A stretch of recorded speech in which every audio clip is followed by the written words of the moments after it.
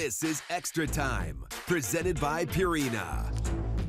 Welcome back into Extra Time. The fan experience at Energizer Park is like no other. Touch2See is working to make game day fun and accessible for every fan. Touch2See helps blind and visually impaired fans experience the game through 3D printing, real-time data from the game, and artificial intelligence. City is the first MLS team and first U.S. pro team to pilot the French breakthrough technology.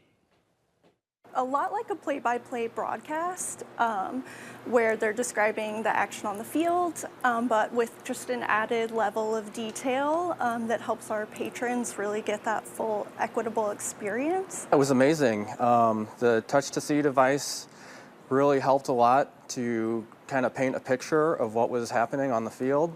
It gives you a lot of different kind of feedback, and not just where the ball is, but when there's fouls happening and when goals score and things like that.